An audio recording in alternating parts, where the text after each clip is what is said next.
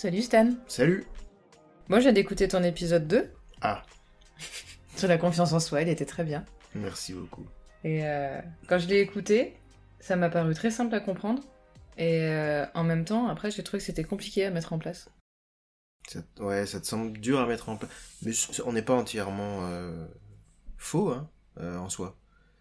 Euh, c'est c'est une communication envers soi-même au départ, cette histoire d'assumer. Et donc, la communication envers soi-même, c'est celle à laquelle on prête le moins d'attention. Or, tout part de là. La capacité à assumer devant l'autre, c'est avant tout une capacité à assumer envers soi-même.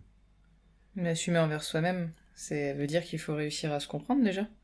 Oui, Et comprendre son passé, l'analyser, l'accepter. Comment on ouais, fait ça? mais quand tu dis son passé, on dirait qu'on parle de toute sa vie. Alors que pour moi, on parle de... Quand on dit j'assume, on parle toujours d'un élément. C'est pas j'assume toute ma vie. Enfin, si, tu peux en arriver là quand t'es devenu un boss du fait d'assumer. Mais quand tu dis j'assume, généralement, tu parles d'une chose en particulier. En particulier. Bah justement, assumer quelque chose en particulier, quand t'as honte de quelque chose, tu fais comment? Alors oui, si c'est un truc dont t'as honte, c'est que c'est un truc qui est pas réglé pour moi. Pour moi, toute chose qui génère encore de la honte chez soi, c'est une chose qui n'est pas complètement réglée ou gérée. Dans le sens où, c'est ce que j'expliquais dans les 3 étapes, c'est que sur l'événement en question, sur la honte ressentie, les questions qu'il faut se poser, c'est celles que je disais, celles que j'ai énoncées dans le podcast, à savoir, est-ce que j'étais capable de mieux à ce moment-là? Est-ce que j'ai compris ce qu'il y avait à comprendre? Est-ce que j'ai tiré les leçons qu'il y avait à tirer de ça? Et ensuite, est-ce que je me suis engagé à quelque chose de différent, de meilleur et à un nouveau comportement, une nouvelle façon de faire? Tu penses que ça nécessite de repartir d'une certaine manière dans son passé pour tenter de réparer et pour justement après assumer? Tu peux réparer ton propre ressenti en fait. Mais pour ça, oui, si tu as encore honte de quelque chose, oui, repartir dans le passé, dans ta tête, pour comprendre ce qu'il y a à comprendre, c'est-à-dire, est-ce que j'étais capable de mieux? Si tu as répondu à ça, déjà, tu as fait un pas immense. Est-ce que j'étais capable de mieux? Et si tu penses que tu étais capable de mieux, souvent on se fourvoie, hein. C'est-à-dire on pense qu'on était capable de mieux parce qu'on a l'apprentissage d'aujourd'hui, ou parce qu'on a les conséquences qui sont venues après. Oui, tout à Mais en fait. fait, non. À ce moment-là, on n'était pas capable de mieux. On s'en rend pas compte parce qu'on voyait pas les éléments autour. Ouais, et puis parce que des fois, ce dont on a honte a bizarrement provoqué ce qui a permis ensuite de tirer des leçons. Et qu'on n'aurait même pas vu si on n'avait pas fait la chose qui nous a fait nous sentir honteux. Mm. Mais ça, faut le comprendre, et c'est comme ça qu'on l'assume. Mais il faut avant tout l'assumer envers soi-même. Et du coup, après, comment tu fais pour l'assumer face aux autres? Moi, je trouve que c'est ce qu'il y a de plus dur, finalement. Assumer face au jugement des autres. En fait, quand on assume envers soi-même, normalement on peut assumer avec les autres. C'est plus face au jugement des autres. Après, ça, c'est un autre sujet encore, je pense. Mais C'est-à-dire, c'est-à-dire que si tu as peur du jugement de l'autre, c'est que tu as peur de ne pas être accepté, potentiellement. ouais, Donc, mais je pense que c'est là où le fait d'assumer peut être compliqué. pour moi, t'as peur de ne pas être accepté si t'assumes pas de base avec toi-même. C'est pas possible que toi, tu assumes un truc intérieurement avec toi-même et que tu l'assumes pas auprès des autres. Sinon, ça veut dire que toi, tu te sens légitime, mais que l'avis de ceux qui sont en face de toi a plus d'importance que la légitimité que tu te donnes à toi-même. Tout à fait.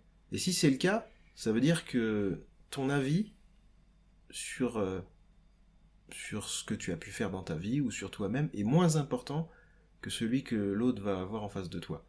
Quand bien même, parce qu'il n'y a pas de jugement à avoir vis-à-vis de ça, bizarrement, le conseil est toujours le même. Si tu n'assumes pas vraiment auprès de l'autre, alors joue celui qui assume. C'est-à-dire, si je te dis, je sais pas moi, je sais pas, j'avais une compétition et puis j'ai abandonné. Parce que je me sentais très mal à l'aise, j'avais l'impression d'être avec des gens qui avec lesquels j'avais rien à faire, j'aimais pas l'ambiance, elle me dit ouais mais t'es pas allé jusqu'au bout, machin. Ouais mais j'assume en fait. Moi je veux faire les choses quand je me sens bien. Je veux faire les choses quand je suis à l'aise, quand je suis dans des bonnes conditions. Je veux m'amuser. Je veux que ce soit... Je veux qu'après, quand je me remémore ce moment, je me dise que j'ai tout donné dans des conditions qui m'ont fait du bien. Oui, je comprends. Mais D'ailleurs, si il y a beaucoup de résonance quand tu le dis. Mais ouais. Si je dis ça, qu'est-ce que tu veux qu'on me réponde? Ouais, tu veux que les choses soient comme tu veux. Bah oui. Pourquoi toi, tu veux juste t'adapter de manière constante? Toi, tu veux juste être constamment... tu veux que quand un truc te plaise pas, tu te forces. Non, il y a un moment où le j'assume, c'est aussi une façon de dire je reprends le pouvoir sur les conditions dans lesquelles je fais les choses. Et se respecter.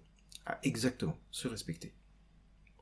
Et t'as des conseils, toi, pour que maintenant les personnes qui se retrouvent face à elles-mêmes, je sais pas, moi, par exemple, des exercices, on en entend dans le yoga, où tous les matins, tu te répètes des phrases pour te sentir un petit peu plus fort, un petit peu plus puissant, ou avoir plus d'énergie, plus de positivisme. T'en penses quoi, toi? Moi, je pense que l'exercice, pour moi, il n'est pas forcément à faire au... En fait, le mot exercice me gêne parce que on dirait que je vais me mettre face à une table et que je vais joindre mes mains et commencer à réciter un mantra. Il y a un truc à faire très important d'abord, c'est se dire qu'est-ce que j'assume pas. Dans ma vie là, quand je pense à ma vie, quels sont les éléments, les moments, les périodes, ce que tu veux, que j'assume pas. Celle-là, alors, dans la plupart des cas, il n'y en a pas énormément. Quoi qu'il en soit, tu les notes. Tel jour, j'ai volé un truc. Là, je suis parti, j'ai laissé mes enfants. Voilà, peu importe. Où j'ai fini complètement bourré à telle soirée, j'ai fait n'importe quoi. Voilà. Quels que soient les trucs desquels tu continues de ne pas assumer, j'ai envie de dire tu continues d'avoir honte parce que souvent c'est ça, tu les notes. Et ensuite, chacun leur tour, tu fais un petit voyage dans le passé, tu te dis, ces trois choses-là, est-ce que j'étais capable de faire autrement? Est-ce que j'avais les capacités? Est-ce que j'avais la compréhension nécessaire? Est-ce que j'ai compris ce qu'il y avait à comprendre? Est-ce que ça a pas créé même des décisions que j'ai prises et qui ont changé ma vie d'une manière positive, etc. Et enfin, est-ce qu'aujourd'hui, j'ai un comportement qui est différent, une démarche qui est différente vis-à-vis de ça? Et tu fais ça pour chaque élément, jusqu'à ce que tu les assumes. Tous. Et ensuite, okay. Parce que c'est pas tout d'assumer intérieurement et de se parler à cette petite voix qu'on a à l'intérieur, c'est de le dire. De le dire. C'est y poser l'intention. Oui. Et l'autre chose, c'est de se dire, qu'est-ce que j'ai fait de vachement bien dans ma vie? Qu'est-ce que j'ai construit comme projet? Mais même des petites choses. Je sais pas, une compétition d'équitation, j'en sais rien moi, où t'as fini première. C'est des trucs comme ça, c'est des trucs qu'on fait, qu'on vit, et on vit l'instant, et après c'est comme si on n'en reparle plus jamais. Eh non. Pour moi, il y a un moment où il faut s'arrêter, poser une balise, regarder le chemin parcouru, et voir les efforts qu'on a déployés, les moments où on y a pensé, les moments où on en a parlé, de même penser aux gens qui ont pu te décourager ou t'encourager, bref, de remettre tous les éléments qui ont fait que ce truc s'est réalisé, et surtout la finalité. Je suis arrivé première, j'ai eu une médaille, j'étais contente, j'étais passionné, machin. Et de donner une valeur à ce moment-là, de lui donner une vraie valeur, parce que... je veux dire, c'est de la valorisation. Mais oui. Et se dire, j'assume, c'est aussi se rendre responsable de ce qui s'est passé. Y a des gens qui vont dire ouais mais la place à laquelle je suis on était une équipe. Oui, mais tu as déployé tes propres efforts, tu y as passé du temps, tu y as consacré de la passion, et peut-être que tu en as fait même un petit peu plus que les autres, et si c'est le cas, il faut le voir. Et quand tu décides d'assumer ce truc-là, tu décides que tu en fais tien cet événement. C'est pas juste un événement qui s'est passé dans ta vie, c'est ton événement.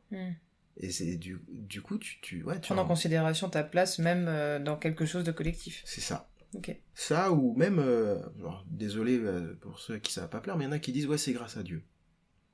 Bon, oui, mais il y a ta part. Si tu veux croire qu'une force extérieure, que ce soit Dieu, des amis ou ton chat ou je ne sais quoi qui a fait que tu en es arrivé là, alors distingue où est ta part à toi et à quel point tu as fait en sorte aussi d'être là où t'en es. On n'est pas là que pour assumer nos erreurs, on est là aussi pour assumer nos réussites. Je pense qu'on a tendance, alors je sais pas si c'est notre société ou de façon générale, mais on a tendance plus à marquer les événements qui sont négatifs que de se mettre en valeur, ouais, de se mettre en valeur. Tu peux dire se mettre en valeur, parce que c'est exactement ça le problème. C'est que passer un temps à valoriser quelque chose, c'est justement ça, c'est ce truc que je disais au début, c'est qu'on a du mal à parler de soi en bien. On a même avec soi-même. Ça nous coûte quoi de nous dire à la maison qu'on s'aime? Qui nous regarde? Alors moi je dis pas qu'il faut se regarder dans le miroir et dire toi là, je t'aime. Tu vois, c'est pas ce que je dis. Soyons pas caricaturaux, mais ça coûte quoi à des moments Juste de dire ça, je l'ai bien fait, ou ouais. voilà, j'ai été bien organisé, Ouais. Ou même devant le miroir, de dire putain aujourd'hui je suis beau. Non mais tu vois, en plus ça veut rien dire. Ça veut rien dire, c'est hyper subjectif. Bien sûr. Ça se trouve, il y en a qui vont me trouver dégueulasse et d'autres qui vont me trouver magnifique. Mais toi, en tout cas, moi, si ce matin-là, j'ai envie de... Qu'est-ce que ça me coûte de me le dire à moi-même et de partir avec cette petite confiance-là? Ce petit truc, comme si j'avais acheté une nouvelle montre suisse. Mais ouais, du coup, ça me fait penser à tous ces gens qui peuvent un petit peu se la raconter, se la péter, comme on dit. Enfin, je sais pas, tu penses qu'ils ont confiance en eux? Tu penses qu'ils assument tout? Vraiment, évidemment. La réponse est double. Il y a des gens, je pense que c'est leur personnage. C'est vraiment leur personnage de j'assume tout, je parle fort, je suis puissant, voilà. Ils ont des sortes de pouvoirs magiques, quoi, tu vois. Et leur personnage, des fois, prend le pas sur la personne, parce que socialement, c'est ce qui marche le mieux, parce qu'ils ont trouvé leur place de cette façon.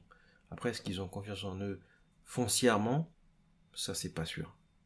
C'est pas sûr. Et puis, effectivement, il y en a des fois qui sont très bons pour faire semblant, parce que ça cache le fait qu'ils n'ont pas du tout confiance en eux. Ça cache une peur. Ouais, puis il y a plein de milieux dans lesquels on peut afficher quelque chose qui donne l'impression qu'on a confiance, alors que c'est pas du tout le cas. Je te prends le milieu de la danse. La danse latine, puisque c'est ce que je connais, il y a des filles, par exemple, qui vont s'habiller avec un super leggings, un crop top et des talons. Tu vas avoir l'impression qu'elles ont une bête de confiance en elles, mais c'est un peu le code de cette danse dans certains contextes. Et voilà, ça m'a donné cette sensation de elle doit avoir vachement confiance en elle. Non, c'est juste que c'est un code admis. Donc elle peut se permettre de le faire et d'avoir une parure, tu vois, comme finalement, c'est un peu comme creux le derrière, pan. quoi. Ouais, mais c'est ça, c'est le pan. Tu vois, je sors mes plumes, je mets plus belles plumes, tu te dis, waouh, quelle confiance. Non, c'est ce qu'elle a trouvé pour avoir confiance. Et puis cet exemple est valable partout. Il y a des gens qui vont, je sais pas moi, faire des blagues toute la soirée, qui vont être très très drôles, machin, et tu te dis, ah, alors lui... Moi j'ai entendu des gens qui disent, ah mais lui il est tellement drôle et tout, qu'est-ce qu'il doit séduire comme femme? C'est pas du tout comme ça que ça fonctionne. Il a trouvé ce personnage social, qui fonctionne très bien, parce que quand tu fais rire les gens, forcément t'es une source d'attraction. En plus, ceux qui sont introvertis peuvent se taire et observer ou rigoler. Et voilà, après, quand tu te retrouves dans un espace restreint et que là, ça nécessite d'être un petit peu sérieux, ou peut-être de faire un peu moins de blagues et tout, d'être moins divertissant et peut-être plus intéressant, j'en sais rien. Là, ça se trouve, la personne perd ses moyens. Toi, tu vas te dire, ah bon? Parce qu'elle est peut-être plus mise en lumière, finalement. Oui. Pour ses réelles capacités. Il y a des grands que pour orateurs. Son côté divertissant. C'est ça, il y a des grands orateurs, et qui pour autant, je sais pas, moi j'en connaissais un, il parlait extrêmement facilement et avec une aisance incroyable devant une trentaine de personnes. Pour autant, face à une femme, il perdait tous ses moyens, quoi. Une femme qui lui plaisait, il perdait tous ses moyens. Et ça peut être surprenant, hyper surprenant. Sur le coup, tu te dis, mais non, pas toi. Bah si. Du coup, il n'assumait pas tout. Je sais pas si c'est une histoire d'assumer, parce que là, pour le coup, on est plus dans Bah... une idée de j'ai un personnage social. Ouais, mais du coup, il assume pas ce qu'il est sans ce personnage social. C'est plutôt que c'est la seule façon qu'il a trouvé d'être autre chose que sa condition normale. Et c'est pour ça que c'est compliqué, ce truc du social et du personnel. Pour moi, le plus important, c'est d'assumer avec soi-même, avant d'assumer vers l'extérieur. Parce que quand tu assumes avec toi-même, tu développes une confiance qui est indépendante de l'extérieur. Une confiance qui est dépendante de l'extérieur est une confiance qui peut, à tout moment, virer. Ouais, parce que ce n'est pas solide, en fin de compte. Alors ça peut être solide. En revanche, ce qui est extérieur, par définition, n'est pas collé à toi. Donc si c'est ton travail n'est pas collé à toi. Non, mais le problème, c'est que quand tu te colles aux autres, quand tu cherches à avoir confiance grâce au regard des autres, bah finalement, tu t'es pas construit toi. Donc si les autres disparaissent, qu'est-ce qui reste pour toi ? C'est ça. Et c'est valable avec le travail, avec une activité. Si tu te valorises qu'à travers, je sais pas moi, t'es stand-upper, si tu te valorises qu'à travers ton travail de stand-upper, bah ouais, mais si tu fais pas de spectacle, si c'est le Covid par exemple, j'en sais rien, ou que là tu peux tout simplement pas jouer ou je ne sais quoi, bah tu vas avoir l'impression que t'es plus personne. Si c'est si c'est ta famille et qu'elle éclate parce que d'un coup maman quitte papa, que les cousins sont loin ou que tu déménages très loin ou je ne sais quoi, c'est pareil. C'est peu importe ce qui est extérieur, même si c'est ton argent, tu peux te retrouver ruiné, tout. Ou tu peux avoir la classe, mais qui dit que dans 10 ans, ce qui est classe aujourd'hui le sera toujours. Tout ce qui est extérieur à toi n'est pas immuable et n'est pas collé. Par contre, une confiance en soi solide, c'est rare qu'elle baisse avec le temps. Parce que tu vas au contraire essayer de capter ce qui peut soit la maintenir, soit l'augmenter. Ouais. Du coup, pour revenir aux exercices... Oui, c'est vrai je me suis un peu étendu. Oui, alors, s'il y a un truc sur lequel je suis pas sûr, ou que peut-être on va me juger, etc., c'est de se préparer à dire j'assume, même si t'es pas certain à l'intérieur de toi. On dit, aux States, on dit fake it till you make it, fais semblant, jusqu'à ce que ce soit vrai, en gros. Et c'est ce qui marche le mieux. Petite anecdote pour rigoler avant de partir. Quand j'étais petit, je faisais semblant de dormir jusqu'à ce que mon frère arrive. Mais sauf qu'il arrivait, je dormais déjà. Parce que faire semblant, pour le cerveau, c'est tellement proche de la réalité qu'il y fait quasiment pas de différence à certains moments. Donc c'est ça. Faites semblant de dormir. Voilà. Faites semblant, ça va arriver. Bon, maintenant que t'as écouté l'épisode, t'es prête à assumer ? Oui. Beaucoup plus en tout cas. Et je dirais que cet épisode, il m'a vraiment permis de décortiquer toutes les étapes qu'il y a avant de se dire j'assume. Cool. Est-ce qu'on s'arrêterait pas là-dessus ? Allez. Merci Stan. Avec plaisir. Bien sûr, si vous avez aimé ce que vous avez écouté, le plan B vous attend aussi sur les réseaux sociaux, Facebook et Instagram, sous le plan B _978. Oui, et puis n'hésitez pas à commenter, à dire ce que vous avez aimé, ce que vous aimeriez voir à l'avenir. À bientôt.